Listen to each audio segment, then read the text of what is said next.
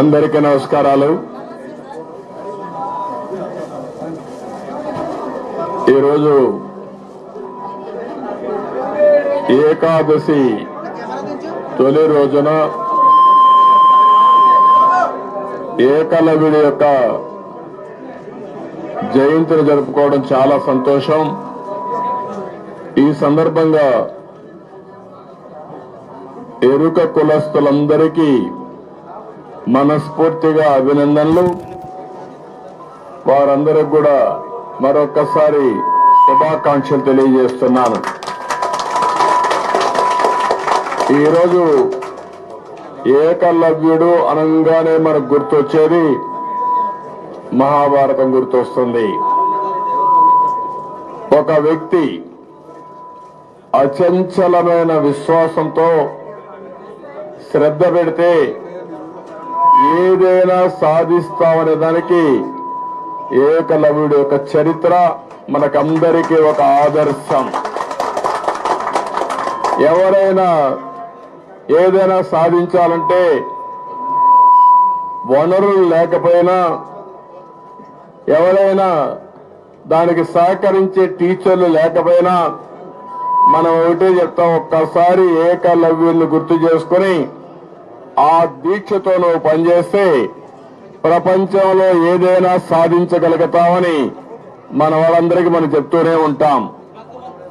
ఆ మహానాయకుడిని ఒక్కసారి మనం గుర్తు చేసుకుంటే, ద్రోణాచార్యుడి దగ్గర విలువిద్య నేర్చుకోవాలనుకుంటాడు, ఆశపడతాడు, వెళతాడు, అడుగుతాడు. కానీ ఒక దళిత గిరిజనుడు కాబట్టి నీకు నేను అభ్యసించను, నీకు నేను చెప్పనని అతను రిజెక్ట్ చేస్తాడు. అయితే పట్టుదలతో ఆయన నడిచే దారిలో ఉండే మట్టి ఇవన్నీ కూడా సేకరించి ఆయన బొమ్మ తయారు చేసి గురిపెట్టి ఏకాగ్రతతో ఏకలవ్యుడు విలువ ఏ విధంగా ఎక్కువ పెట్టాలనో నేర్చుకుని ఒక ప్రతిభావంతుడిగా తయారవుతాడు. కానీ అక్కడ ద్రోణాచార్యుడు మళ్ళా రాజనీతి చూపించి ఇతను గాని ఇదే గాని అంచెక్కడికి వెళ్ళిపోతే రేపు రాబోయే రోజులు అర్జునుడు ఈయన ముందర తేలిపోతాడని ఆ రోజుట్లోనే మనం చూస్తా ఉంటే రాజనీతి ఏ విధంగా పనిచేసిందని అప్పుడు ద్రోణాచార్యుడు పిలిపించి, ఏకలవ్యుడిని నువ్వు నా శిష్యుడివి, నేను ఒక వరం అడుగుతాను ఇస్తావా అంటే, ఏదైనా అడగండి, కోరుకోండి ఇస్తానంటే, మీ బొటన వేలు నాకు కావాలని చెప్పి అప్పుడు అడిగితే ఒక్క నిమిషం ఆలోచించకుండా బొటన వేలుని త్యాగం చేసిన వ్యక్తి ఏకలవ్యుడు. అది ఈరోజు చరిత్ర. అలాంటి ఏకలవ్యుని యొక్క స్ఫూర్తిని భావి తరాలకు కూడా అందించవలసిన బాధ్యత మన పైనుంది. దానికి మిమ్మల్ని అందరినీ మనస్ఫూర్తిగా అభినందిస్తున్నా. మనం అనుకున్న లక్ష్యాన్ని సాధించడమే కాకుండా త్యాగానికి మారుపేరైనటువంటి ఏకలవ్యుని మనం గుర్తు చేసుకోవాల్సిన బాధ్యత మనందరిపై తెలియజేసుకుంటూ, ఎరుకుల కులస్తులందరికీ ఒకటే హామీ ఇస్తున్నా. తెలుగుదేశం పార్టీ హయాంలో ఎరుకుల కులస్తులకు న్యాయం చేసిన ఏకైక పార్టీ తెలుగుదేశం పార్టీ. ఆ విషయం మీరు గుర్తుపెట్టుకోవాలి. ఎరుకుల కులాల్లో దగ్గర ఒక 8 లక్షల మంది ఉన్నారు. పేదవాళ్ళు ఎక్కువగా ఉన్నారు. చదువులో కూడా వెనకబడ్డారు, ఆర్థికంగా వెనకబడ్డారు. భవిష్యత్తులో నేను ఒకటే భరోసా ఇస్తున్నా, మళ్ళా తెలుగుదేశం పార్టీ హయాంలో మీకు న్యాయం చేసే బాధ్యత తెలుగుదేశం పార్టీదని హామీ ఇస్తున్నా. అరకులో ఆ రోజుల్లోనే మీరు చూస్తే ఏకలవ్యుడిని గుర్తుపెట్టుకోవడానికి అరకులో ఏకలవ్య పాఠశాల కూడా పెట్టి రెసిడెన్షియల్ స్కూల్ పెట్టిన పార్టీ తెలుగుదేశం పార్టీ. ఏదేమైనా ఈరోజు ఉత్సాహంగా ఈ కార్యక్రమంలో భాగస్వాములు మిమ్మల్ందరినీ మనస్ఫూర్తిగా అభినందిస్తున్నా. ఈ ప్రభుత్వంలో పేదలకు చాలా అన్యాయం జరుగుతా ఉంది. ఆ పేదలను నిరుపేదలైన గిరిజనులకి, అందులో కూడా చాలా వరకు ఆర్థికంగా వెనుకబడిన ఎరుకల కులస్తులకు చాలా అన్యాయం జరుగుతా ఉంది. తప్పకుండా అవసరమైతే ఒక ప్రత్యేకమైన కార్పొరేషన్ పెట్టి మీకు న్యాయం చేసే బాధ్యత తెలుగుదేశం పార్టీ తీసుకుంటామని మరొక్కసారి తెలియజేసుకుంటూ ఈరోజు ఏకలవ్యుడి యొక్క జయంతిని అందరూ కూడా ఘనంగా జరుపుకుంటూ మరొకసారి ప్రతి ఒక్కరు కూడా ఆ స్ఫూర్తిని 10 మందికి అందించే బాధ్యత తీసుకోమని మరొకసారి కోరుకుంటూ అందరికీ నమస్కారాలు. జై హింద్, జై తెలుగుదేశం.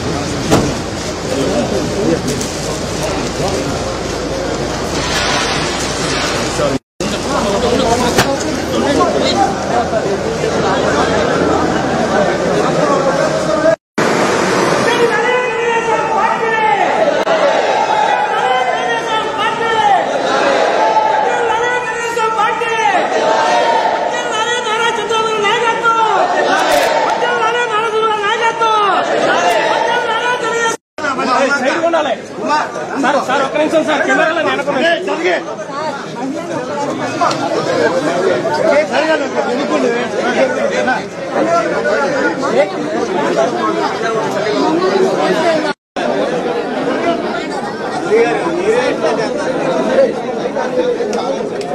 బాబు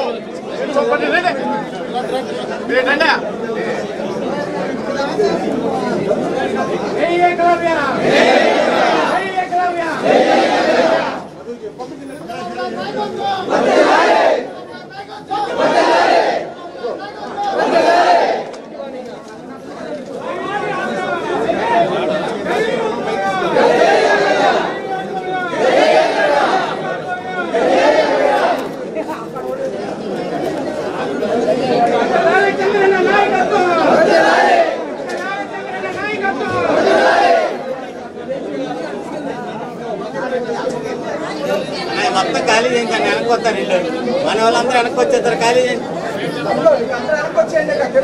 కెమెరా వెనక్కొచ్చేమనండి.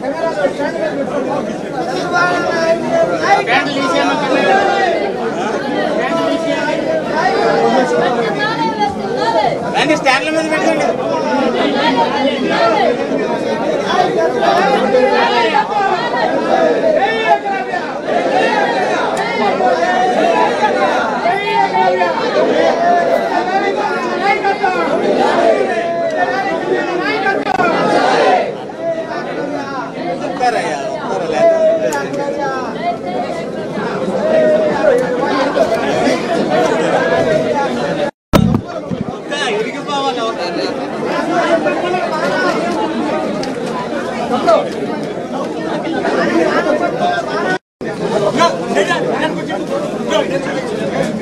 అమ్మా వెనక్కుండమ్మా, వెనక్కుండు.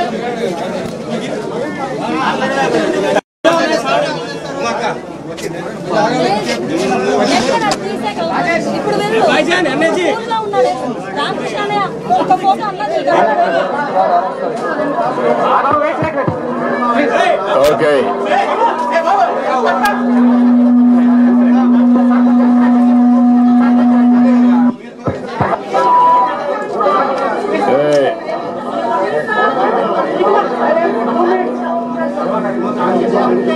అందరికీ సైలెన్స్. కొంచెం వెనక్కిరా మా తమ్ముడు, నువ్వు వెనక్కిరా. పోలీసు కూడా వెనక్కరండి కొద్దిగా. సెక్యూరిటీ, ఎన్ఎస్జీ, చలో చలో. అందరికీ నమస్కారాలు.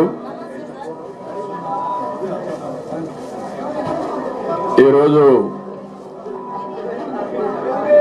ఏకాదశి తొలి రోజున ఏకలవ్యుడి యొక్క జయంతిని జరుపుకోవడం చాలా సంతోషం. ఈ సందర్భంగా ఎరుక కులస్తులందరికీ మనస్ఫూర్తిగా అభినందనలు. వారందరికి కూడా మరొక్కసారి శుభాకాంక్షలు తెలియజేస్తున్నాను. ఈరోజు ఏకలవ్యుడు అనగానే మనకు గుర్తొచ్చేది మహాభారతం గుర్తొస్తుంది. ఒక వ్యక్తి అచంచలమైన విశ్వాసంతో శ్రద్ధ పెడితే ఏదైనా సాధిస్తామనే దానికి ఏకలవ్యుడి యొక్క చరిత్ర మనకందరికీ ఒక ఆదర్శం. ఎవరైనా ఏదైనా సాధించాలంటే వనరులు లేకపోయినా, ఎవరైనా దానికి సహకరించే టీచర్లు లేకపోయినా మనం ఒకటే చెప్తాం, ఒక్కసారి ఏకలవ్యుల్ని గుర్తు చేసుకుని ఆ దీక్షతో నువ్వు పనిచేస్తే ప్రపంచంలో ఏదైనా సాధించగలుగుతామని మన వాళ్ళందరికీ మనం చెప్తూనే ఉంటాం. ఆ మహానాయకుడిని ఒక్కసారి మనం గుర్తు చేసుకుంటే, ద్రోణాచార్యుడి దగ్గర విలువిద్య నేర్చుకోవాలనుకుంటాడు, ఆశపడతాడు, వెళతాడు, అడుగుతాడు. కానీ ఒక దళిత గిరిజనుడు కాబట్టి నీకు నేను అభ్యసించను, నీకు నేను చెప్పనని అతను రిజెక్ట్ చేస్తాడు.